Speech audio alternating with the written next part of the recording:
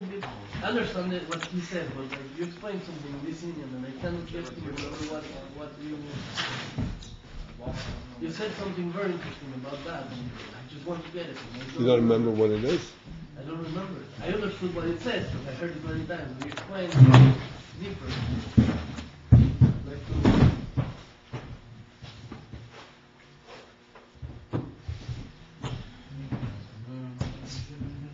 I don't know what you mean exactly. Maybe some have notes. Okay.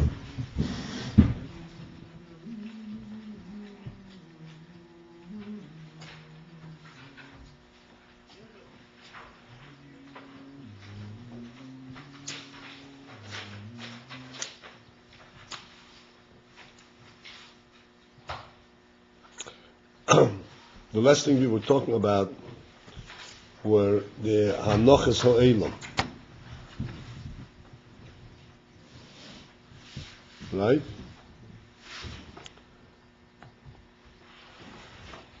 Yeah. On the line, on the page 172, and the line that begins B'Tiva B'nei Yodam.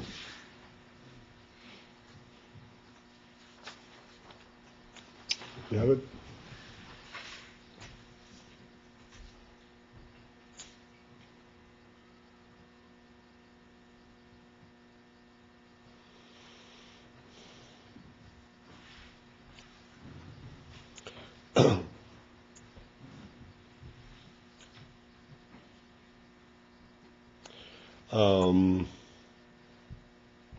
Well, let's start at the end of the previous line. K'meish onoreim b'muchosh.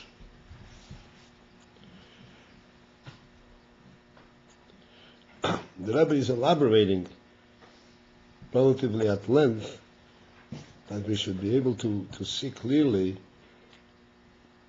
how weak and how incapable the mind is to affect the person.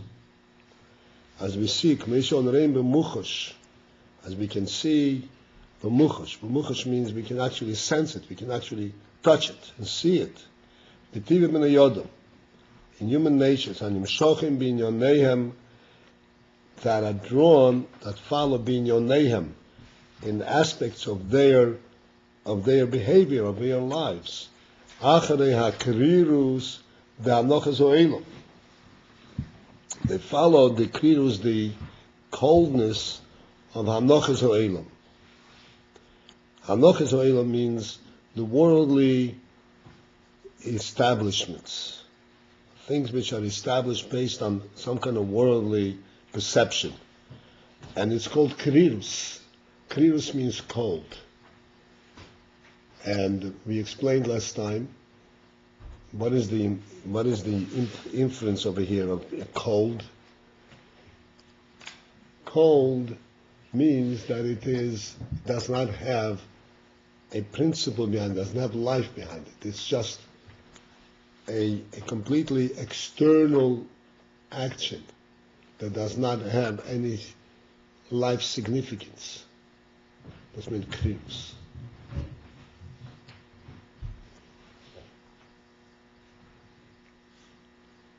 The weltliche hanochas translates in Yiddish. The worldly principles.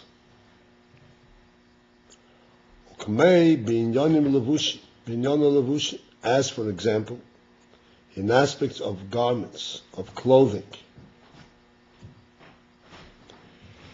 where there's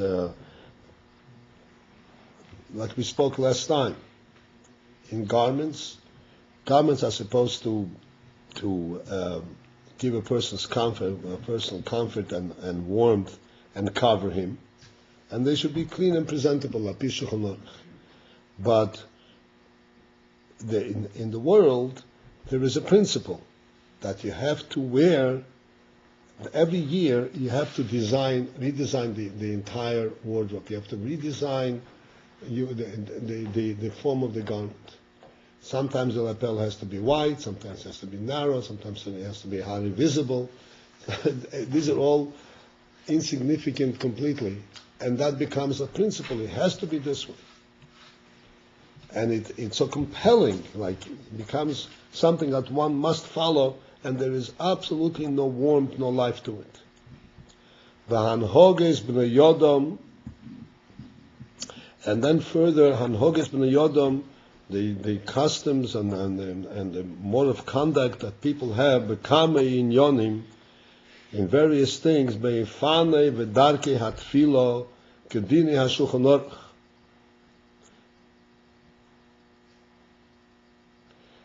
In how one approaches davening, that it should be according to Shulchan Aruch. V'chein b'share inyonim de hidur mitzvah, and similarly other aspects of hidur mitzvah. So the Shulchan Aruch tells a Yidden how he's supposed to daven. And there is also the yon from hidur mitzvah, that you do a mitzvah beyond the minimal requirements. But if one is not involved in the life of Torah, then he will daven in a way that you don't even see that he's involved in anything.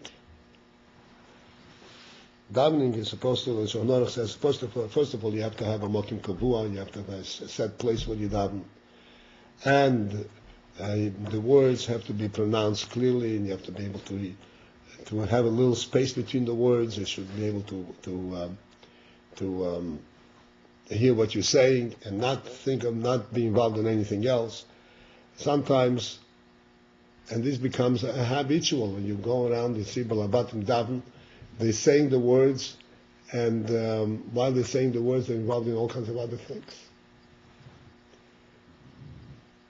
This is something which absolutely makes no sense. When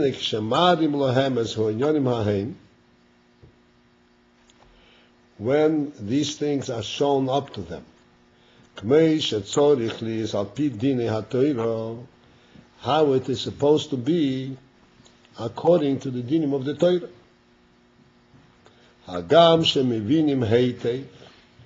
Although they understand it well.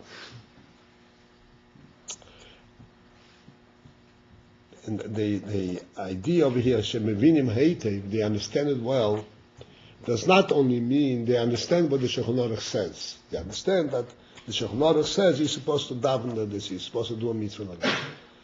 What it means over here is beyond that. They understand the correctness of it. They understand that this is, in fact, this is the way it should be. How can a person stand and daven and just mumble words, not know what he's saying, and being all over the place? That doesn't make sense.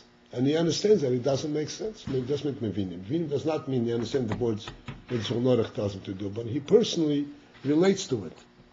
V'hem yirei Elokim, and in fact, he is a Yirei Shamayim. V'shoimnim l'kayim as mitzvahs, and he is careful to fulfill all the mitzvahs that are necessary. Achol zehu bikrirus, and yet it's all done bikrirus with an aspect of coldness. Ve'alpi hanoches ho'elo, and all based on hanoches ho'elo.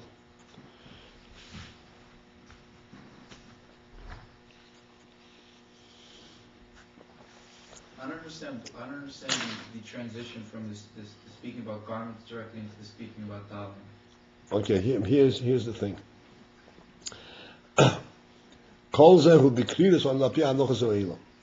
There is a coldness that sets in doing mitzvahs, a coldness that sets in davening, and there is hanochas ho'elam that sets in the davening itself. What's Hanochas Ha'olam? Okay, Hanochas Ha'olam means worldly principles. How the world accepts things, and how the world recognizes, this fits with a world view. Ungodly principles. Yeah, they're worldly principles, right?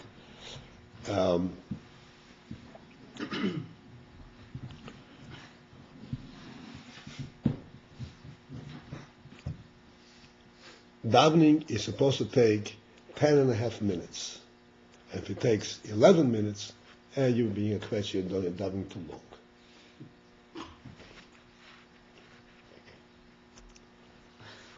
And you go amongst Balabatim, and they look for the minion that will daven the fastest. If you daven fast, that's great. I catch up with the minion and I finish and I jump off before the minion is finished. That fits my psyche. That's the way you're supposed to be. You're a man of the world. You don't have time to spend on davening. You have to daven. But what kind of balabatim, what kind of a businessman are you if you have time to daven?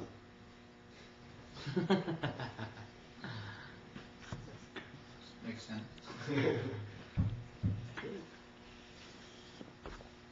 Das ist ja noch so. In other words, let's say the situation is that a person is really pressed. He has an appointment, an important appointment. The halacha provides for it. Sometimes a person must go someplace. Yetzel haderech. Yetzel haderech in Shulchan Aruch it says that a person can even daven a short davening. There's a whole, Chacham prepared a short davening, and then when he has time he will daven the longer davening. If he has an actual substantive reason, then he's in line. He's doing something that makes sense. But then there is another halacha zo'ilam is something else. Halacha zo'ilam is that it just doesn't befit for a businessman to stand an hour and down. He's not supposed to have the time, even if he has the time.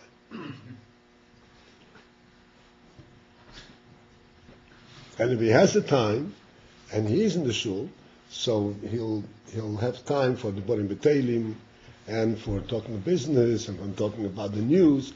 But davening, he has to be 1, 2, 3. It's more a sign if he davens too long. It's kind of insulting his trade. It sounds like that it means balbatishkeit. Yeah. The problem is this. See, this is what the Rebbe is pointing out. The fact that a person has that attitude, okay, he slipped off and he got involved, but then you go and you talk with him, and he reflects for a moment, just, it really doesn't make any sense. You're absolutely right. And then and he resolves, tomorrow it's going to be different. And when it comes to tomorrow, what happens? I can't. How can I break away from the mode, from the worldly mode? So what does that mean? It means he's not Yiras Shamayim? No. It means that his seichel doesn't have the strength to guide him. He understood. He doesn't have the power to guide himself. Which means he is not under his own jurisdiction. He's not about Bechira in effect. He has to fit into the mold of the world. Otherwise, he doesn't look worldly. He looks like a Batman or whatever it is. You know what a Batman is? A Batman means somebody who is not an up-to-snuff businessman, who doesn't know how to bring East and West together. Simple. Huh? A simple guy. That's it, right? Say about He's too naive. You mean it's on the Shulchan Aruch, and you do because it's on the Shulchan Aruch. What kind of a naive thing is that? There's always a way out.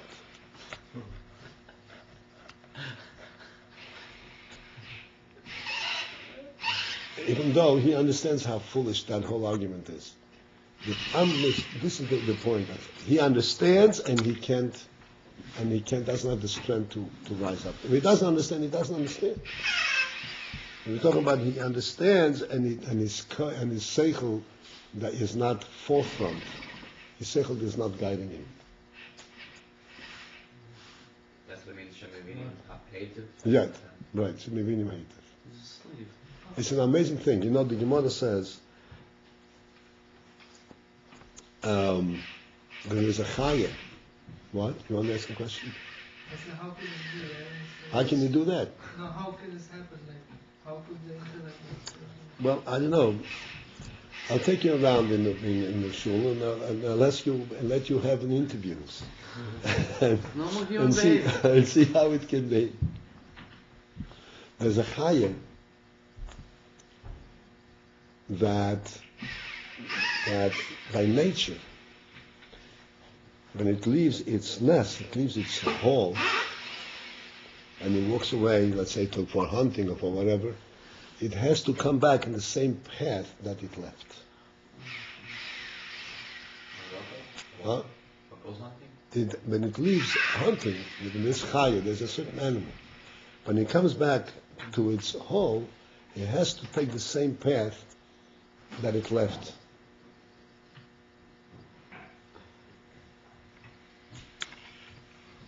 It's a beaver, they say, a beaver has that.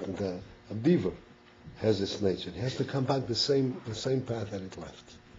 So when people want to catch him, they want to trap a beaver. So they watch him leave his hole. They put a trap on the path, and he comes back, and he sees the trap. He sees the trap, and he knows he's going to get trapped. And he goes right into it. And that's why the expression "Veit wie a beaver." He cries like a beaver, because he cries, and in his stupidity, he can go around. Veit wie a beaver.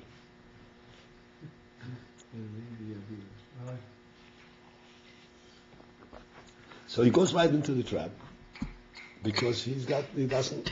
I mean, after all, he's an animal, you know. But if a human being goes into the trap, then you say, well, he doesn't fit it. That doesn't fit.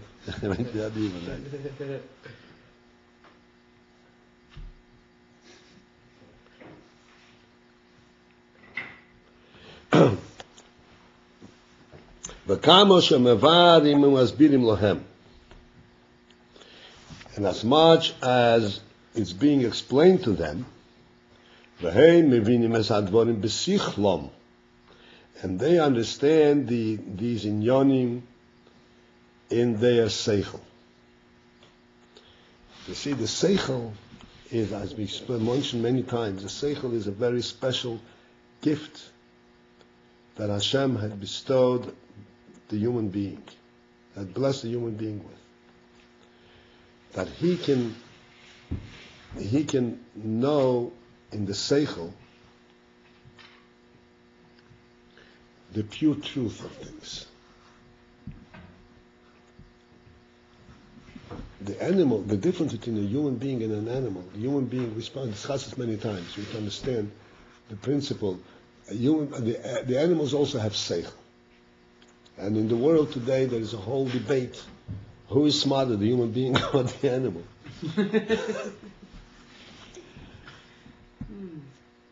And in fact, the animal has seichel, you know, and they come back, and dogs have loyalty to their owners, and all kinds of different things. So you say, oh, they have seichel. What's the difference?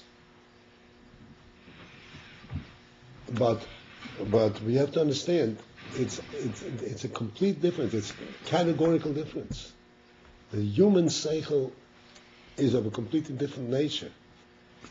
That's a real seichel. Animal seichel is not seichel at all, in the true sense of the word.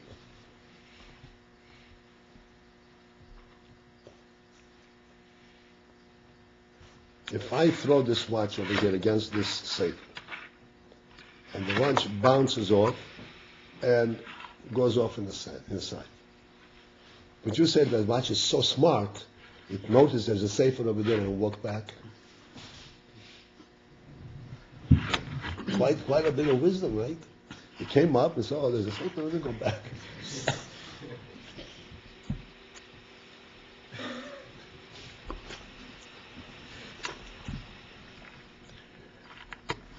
So the animal's seichel is on that level. If he sees this is going to affect him negatively, so he goes away. He doesn't understand what it's about. He runs away for his own safety. He feels he feels hot, so he runs away.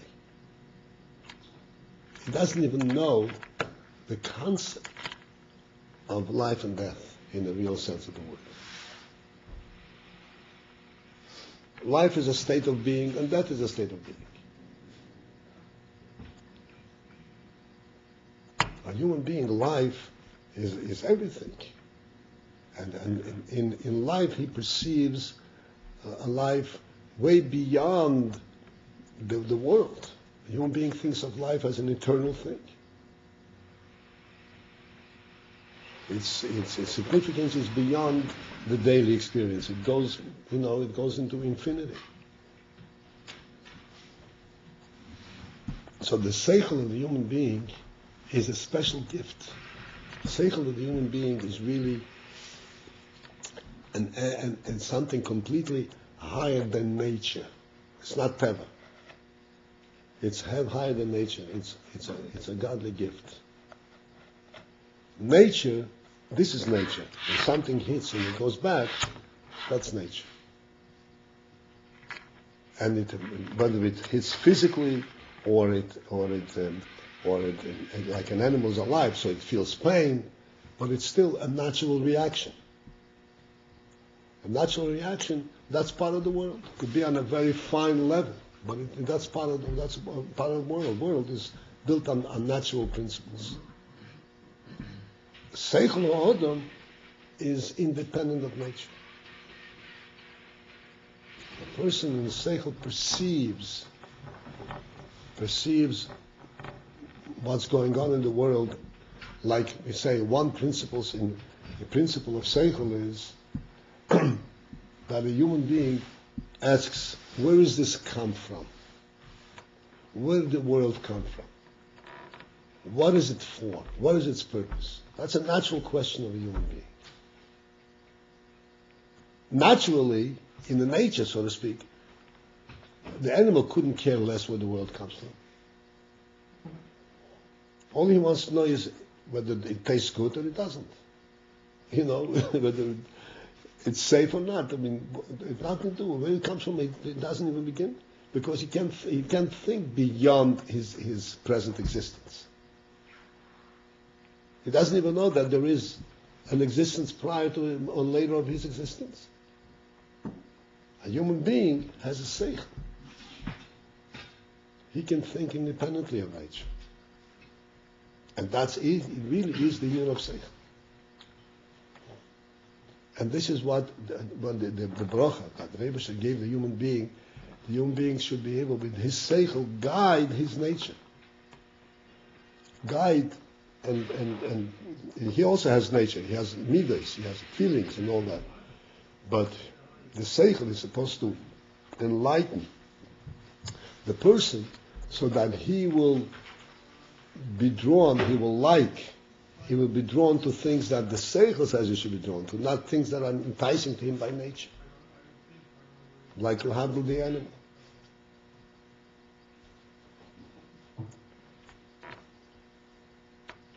And this is what the Rebbe says. Hey, mevinim es adorim besichlom. They have seichel. They're not animals. They're human beings. And they have the seichel, and they actually recognize the truth of it. Avol ein peil aleim shum hazoza, but it does not have an effect on them. It doesn't affect them shum hazoza, any movement, any shake. Lotzis mirgilus.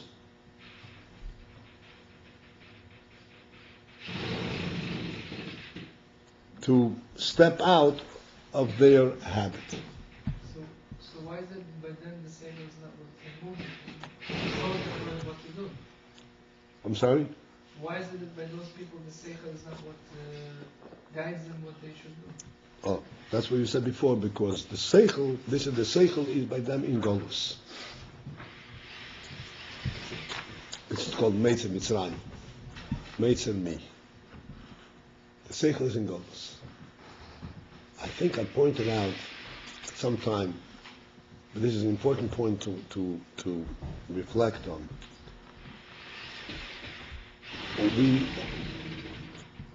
We all have seichel, and we have neshama, and we have insights, very fine and deep insights.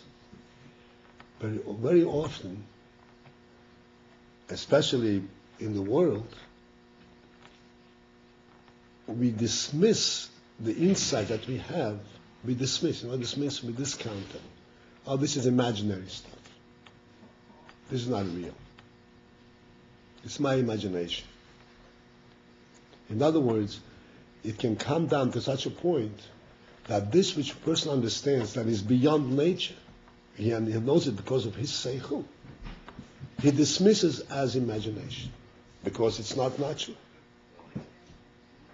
He's so steeped in the limits of nature that when he perceives something beyond nature, to him seems to be unreal. Huh? You can give example? Yeah, sure. We know one principal truth. There is no such a thing of a person who doesn't believe in God. It cannot be. It's completely, it's subhuman not to have that amunah. In God. Yeah. Jewish or world? Goyim also. Goyim on different level. But to know that the world is not a natural process, that there is something supernatural in the world, is a human prerogative.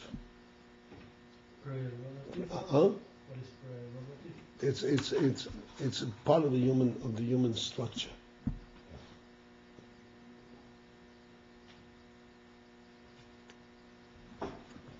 And people go around and say, I don't believe in anything, I don't believe in it. This means he doesn't believe in it. He dismisses his faith as imagination. And when he succeeds, God forbid, to dismiss it completely, then he considers himself, now I'm a real person. Not that I've killed my neshama away, and I'm not conscious of it at all, and I'm only conscious of the physical world. Now I feel I'm for real. I'm just as real as a table. So what more real? How great a reality do you want?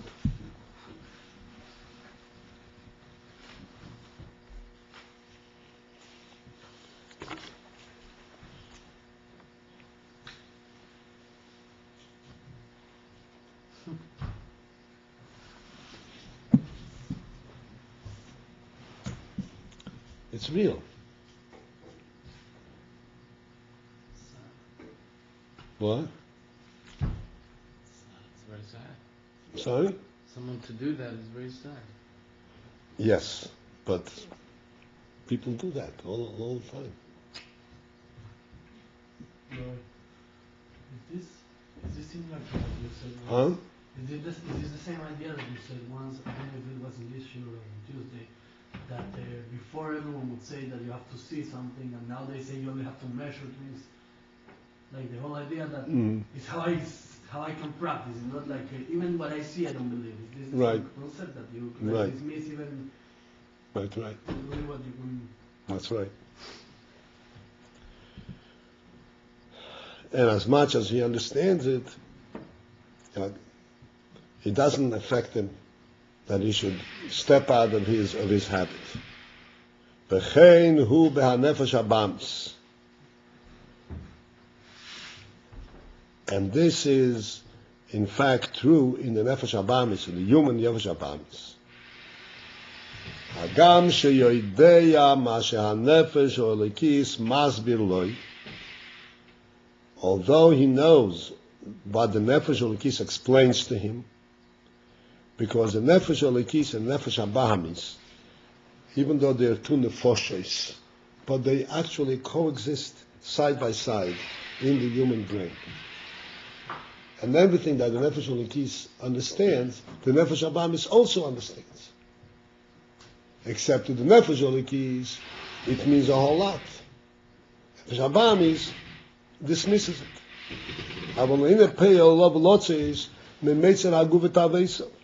it does not have an effect on him, that this should draw him out from the imprisonment of the goof, v'ta'avesav, and its desires.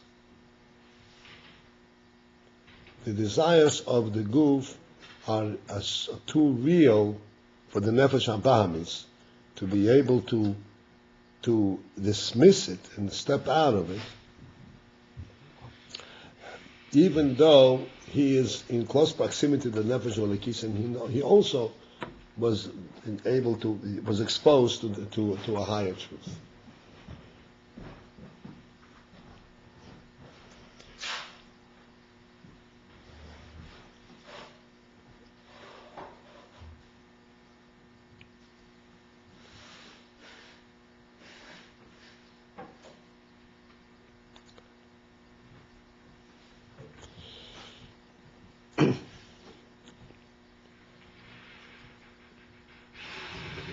All right. I'll continue further because this mimer isn't as difficult as the previous one, so we can cover a little more ground before we conclude.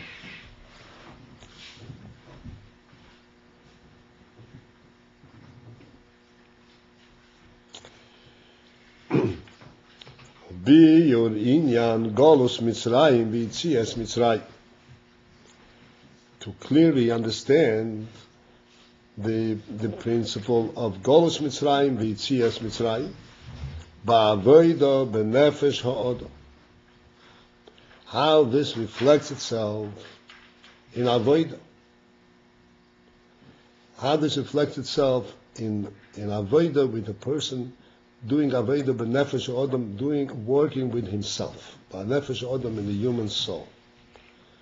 How this is found in the person and how he deals with it within himself. Hine yodua, it is known, the Mitzrayim hu meitzer mi. Mitzrayim is a composition of these two words, meitzer mi. Meitzer means contrition or contraction, limiting. Mi is, he says, mi hu bechinas bina. Mi is an allusion to bina. Why it's me is Bina? Why is mi bina? There is ma and mi. Ma is chokhmah, and mi is bina. There are many different ways of referring to chokhmah and bina, but at the level of this question, ma and mi are both a question. Ma means what, and mi means who.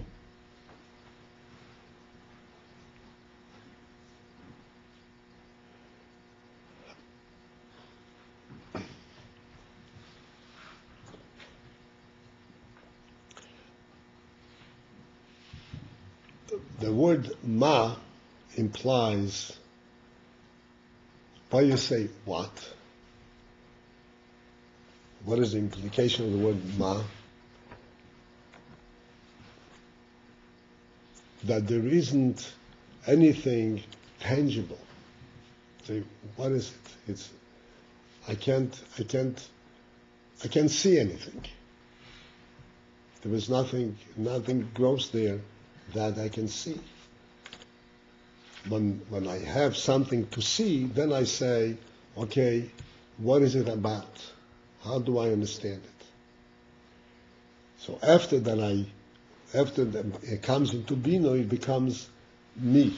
Me means, what are the special definitions, the special content of the scene? Chokhmah exposes a person to a level of insight that is called Ma. Which means that Chokhmah gives a person the ability to recognize the presence of something that he cannot define.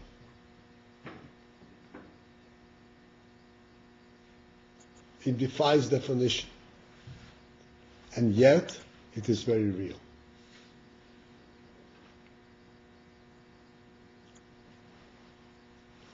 When it comes into Bina, there it needs already to be defined, more specifically. Defined, formed.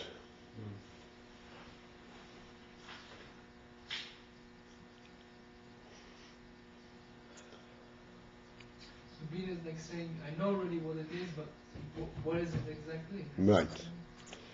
I'll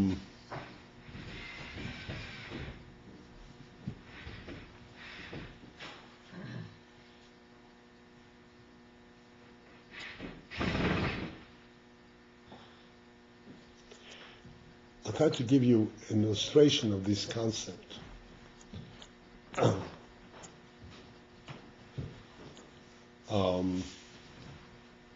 But you have to kind of try to understand, to come with me, so to speak, and understand it's not something tangible.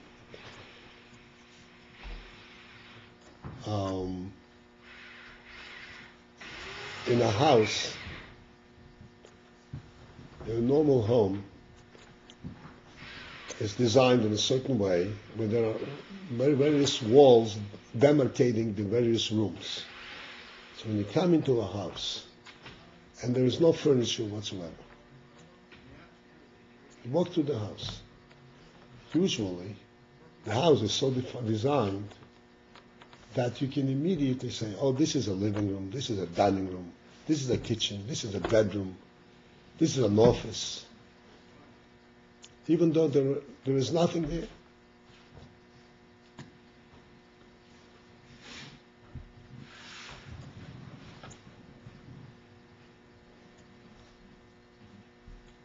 And when you look in this room, you say, oh, this is a dining room. The reason it's a dining room is not because it has furnishings, but because of its proximity, of its location, of how it's situated in the house.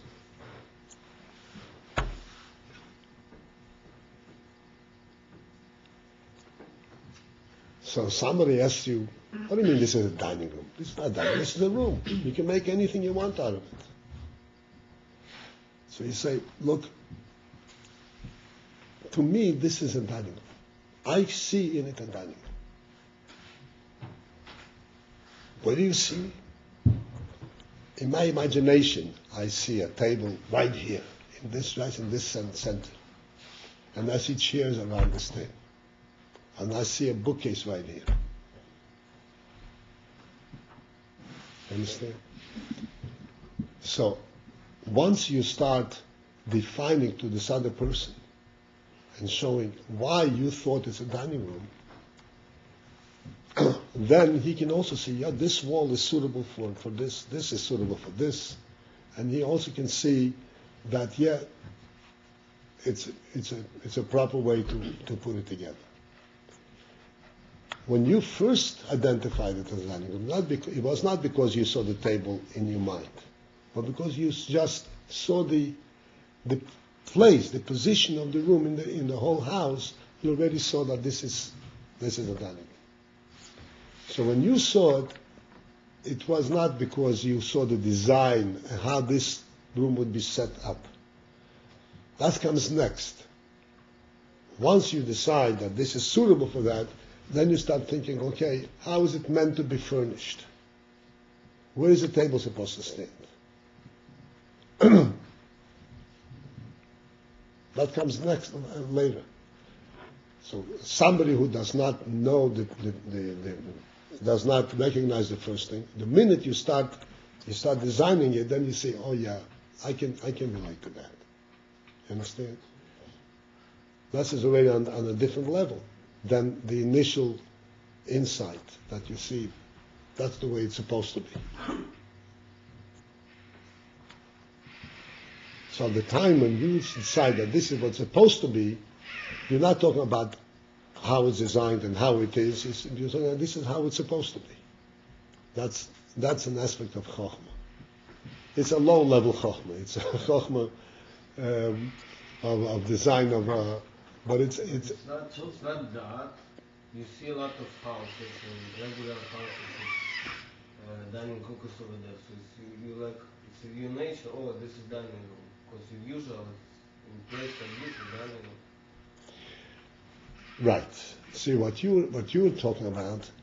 Okay, please understand the following. This is exactly what we were talking about before. The union of seichel versus the human seichel versus the animal seichel. What you're talking about is that the person does not engage seichel at all. He just transfers from one house to another. Understand? So it's not seichel, it's just copy. But the truth is that a person relates to these things, even if it is similar to the other house. Nevertheless, does not relate to these things just as a copy. He relates with his seichel. This is the right way. Not I'm doing it because this guy did it, so I'm doing it the same way. It's the right way that this is what's supposed to be. That's seichel. You understand? You're right. Even one who doesn't have seichel, if he had seen how it's set up, he will say, okay, this is what we have to do. But the truth is, a human being, he feels comfortable in the house as designed. Why? Because it fits his seichel. Because this is the way it's supposed to be. Not just, this is the way everybody else does How it. he think it's supposed to be because it's close to the room this room, so it's fit. Yes. Already through Bina he's understanding good. No. He comes in, he feels comfortable that the design, the size and the design and the location, it makes sense. This should be a dining room. He, by himself, he doesn't understand why, but he's feeling it. Yeah. He doesn't think why. He doesn't even think why. He just feels comfortable in this room. You can make. I'll give you an example. Let's say, for some reason,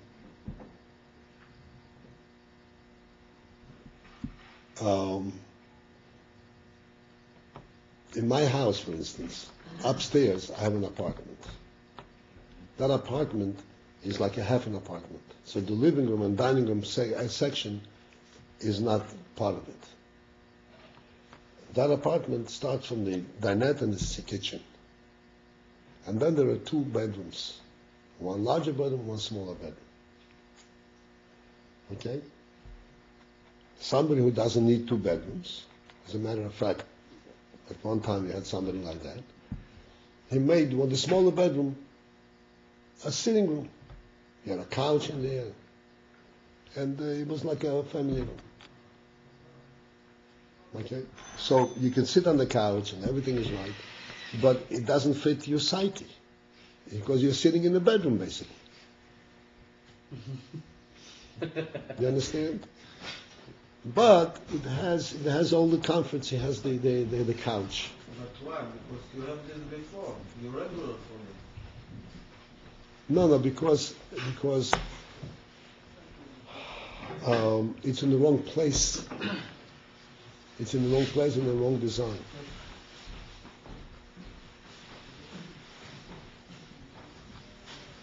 I'm not saying that it must be like this. This is all Hanochas Ha'olam. But I'm saying, this is how a person feels, that a living room, a dining room has to be the first room you come into. Not you go through the kitchen, you go through the dinette, and you go through a whole bunch of things, and then you reach a sitting room. And usually the sitting room is more open. It's a different design. This is an enclosed. You know what I'm saying? You could sit on the couch very comfortably. Please understand, I'm trying to illustrate a finer thing, on a physical level, so that we can have and understand that this is really at a higher level. This is in Chokhmah. The idea is that in Chokhmah we perceive things that are really intangible. When we perceive them, you can't touch it. There's nothing. But you perceive them because that's how your nefesh feels about it. It fits with your nefesh. Like you feel, nobody see you, but you feel very bad. Why? Because your soul understands you. You do not. Like what? I'm sorry. You sin. Sin, make a sin. A sin? Yeah, nobody sees it, but you feel very bad because your soul understands you do the wrong thing. Right. That's right. So it's coming from Chokhmah? Yeah. It depends what you understand. If the reason you feel bad is because you realize that you have now broken a connection to Hashem, that's Mishal HaChokhmah. You have acted not according to a human principle. You've been drawn. You lost your seichel. You acted like an animal, and you feel better inside your seichel. That's right. Yeah. That's a question. In the example that you're bringing about the house. Sorry? In the example of the house. Right. This. That's Chokhmah, no? On a very low level, isn't that Chokhmah? I'm saying this is Chokhmah. Chokhmah's achayim. This is anything that a person perceives. Anything that a person perceives at a level that does not have a physical definition is part of his seichel, part of his chokhmah perception, and then afterwards it comes into bina, into the clearly design. There is chokhmah lekis, like we discussed the other day. There's chechel leki and seichel anushi. There's human nature that's suitable to the human being. Going can relate to some kind of seichel in the way that we're saying that it's not as a reaction, as a natural thing, but only like for truth as it's true. This can be also by learning. Yes.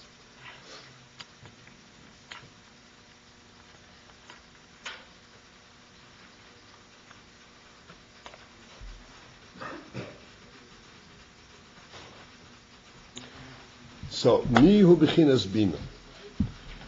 Okay. I'm sorry? This whole example that you give of the house, this is like with Chokhmah and Chokhmah. Yes, this is, please understand, I can explain. This is Chokhmah, it's called from part of Seichel Anushi. Human Chokhmah, not Seichel Aliki. You understand? Because Chokhmah, I thought he doesn't know it what it is. He's like, it's not defined. He sees it from the perspective of this is the way it's supposed to, this is the way it should be. Not because it's like this. And when I know Bina in Hebrew it means like he knows for sure what it is already. Bina, right, is when you start saying, you say this is a dining room. Okay, how would it be if this is a dining room? A dining room has to have a table, right? Where's the table going to go? So why is he called Bina? What is it? It sounds like he's not sure yet what it is. Bina means he knows for sure what it is. No. Bina, ultimately, at the end of Bina, he knows for sure. But the idea of Bina is that he thinks into the Chokhmah and draws from the Chokhmah how it should be in Bina. Does it happen that he doesn't find the Bina? Sometimes that for example, he saw the room and he said, this It is can happen. It can happen. It can happen. Like Chochmah, it says in Chassidus, Chochmah is called, is like a spark, like a Borog HaMavrik, like a quick spark, a flash of light. And if he does not immediately concentrate on that flash and delve into it and see what have it made sense, but what made sense? What have I seen? It will never come into being. But how do you, what is that? Because sometimes it can be also, how do you know you had a spark? Like, How do you know you have a spark? For example, if I come to that room and I say, this is this, and someone asks me, how do you know? And I wouldn't find a way to explain the Bina. Like, there is a Chochmah, but you don't find the Bina for that. No, you would. If you had a point, then you stop and think, because I see that it's suitable for that. And then you think why I see it that way.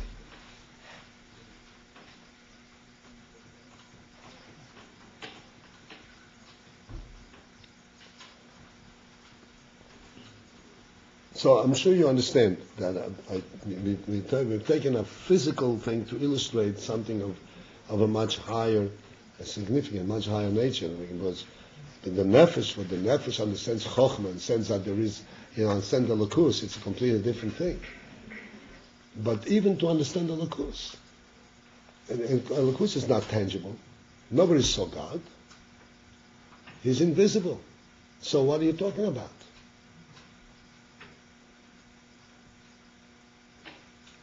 That means that we have the ability to talk about it and to think and to relate without seeing it. Because in our chokhmah we know it. What do we know? We know that there is that the world came from something that is invisible.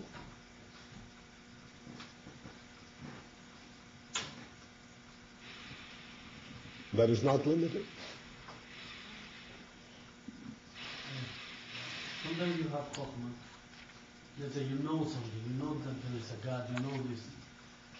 And when someone comes and asks you different questions, you don't have the capacity, like, I don't know if that's made to me also, but you don't have the, yeah, it could be, you don't have the capacity to put it in a tangible level. And sometimes it could work the opposite, like you say, like, maybe not so real, like, it's not chokhmah. Like, if you have the chokhmah, you feel, you know it, but you cannot explain it in any level, and therefore you say it's not true. So No, you see what happens over there, Moshe, is something else. What happens is that you have this chokhmah, but you think that the other person does not have it. So you want to present him that which you have seen, even though he did not see it. And that, you say, oh, it's impossible. But if you would understand that what you have seen, he also saw. All you have to do is make him aware of what he had seen. Then you would find the words to it. You understand what I'm saying to you? almost. It's like two people looking at the phenomenon. One says, oh, wow, look what I see. They say, what do you see? Oh, see over there? But if he doesn't see it, he wouldn't be able to say, see over there.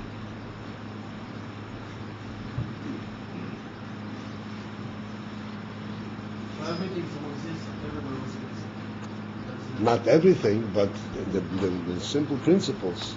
Yes, I'm saying that the from the Emunah is something which is universal. And if somebody says he doesn't have a Emunah, he does not represent himself correctly.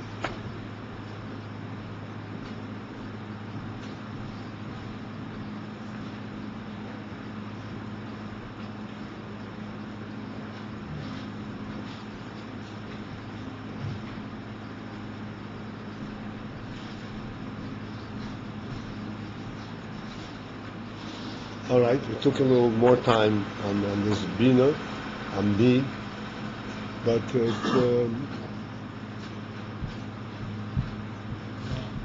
that's what you're supposed to do sometime.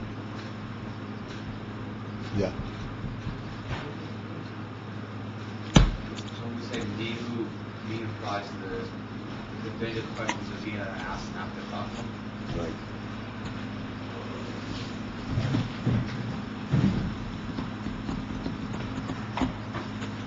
We took a little time drawing some of that out, but it's fitting. One aspect of the house, It wasn't pointing on the What? I'm sorry. What? What? He asked if it was a pond, and I said kind of. Yeah. Uh-huh. in the house console, like where's the bina there? What step is the bina? This bina is when you think into this concept, you know, what, and you think why